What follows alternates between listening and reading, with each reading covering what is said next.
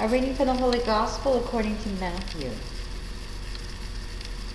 Then Peter came and said to him, Lord, if another member of the church sins against me, how often should I forgive?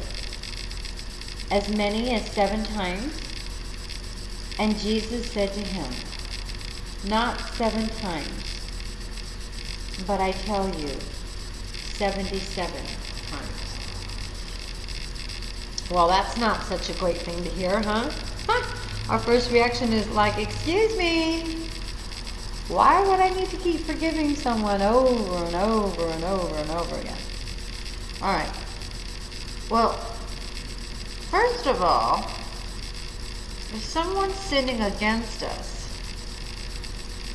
first ask, of course, why? Are we causing ourselves? Are we the cause of something?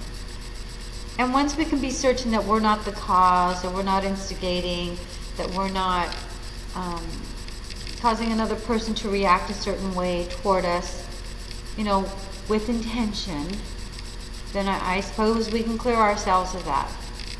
But when someone continually sins against us, we do have a couple of choices here. Of course, the lesson here is to always forgive. Now, past forgiveness, let's speak for a moment about putting ourselves in the same situation over and over and over again.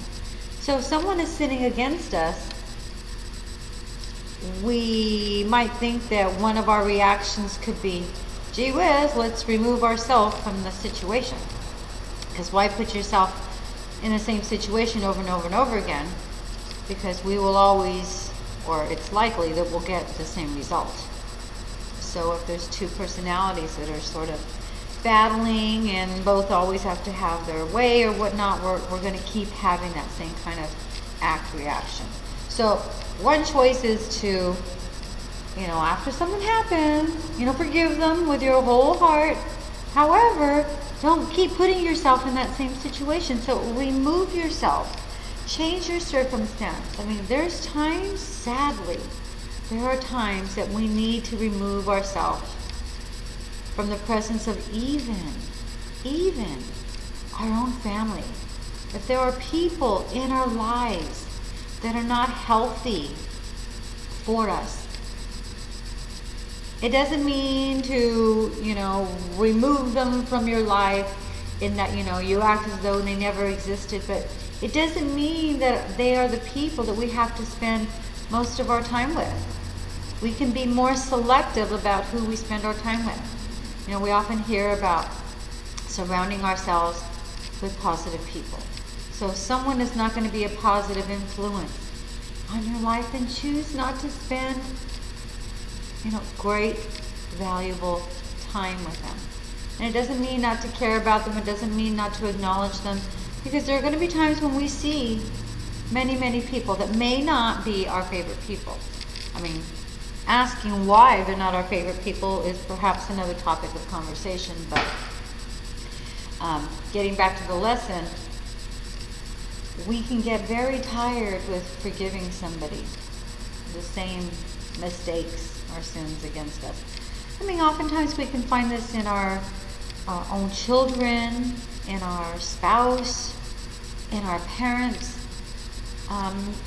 And we'll always have to go back to the commandments, always honor your father and your mother. Treat your wife and your husband with, dignity and respect.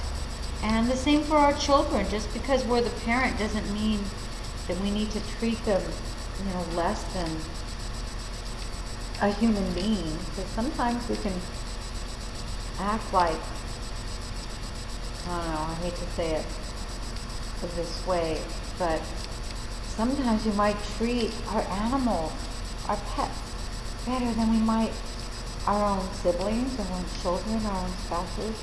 And so we have to be careful, because they might make us angry, but we have to take the time to figure out why they make us angry. And is it worth the anger? The things that we're arguing over, are they petty? What can be forgiven? Because once forgiven, we shouldn't have the same attitude toward that thing, toward that the words that make us angry toward an action or reaction, toward a look. If we know that what we're doing is good in God's eyes, then no matter what anybody else says or does, should bother us emotionally, and definitely should not rob you or rob any of us of our spirit.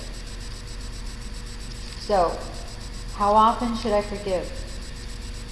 Not 7, but 77. Over and over and over again. Just as God forgives all of us over and over and over again. And it's not that we should think, well, I can do this same kind of simple thing over and over and over again. Since God's always going to forgive me, then I'll just do it that way. Because I know I'm going to have forgiveness. And that's not the right approach. God wants our lives to be good, fruitful, wonderful. But He doesn't want us to be unhappy, and He doesn't want us to do negative or evil things because we'll be forgiven. And He wants us to be mindful of goodness.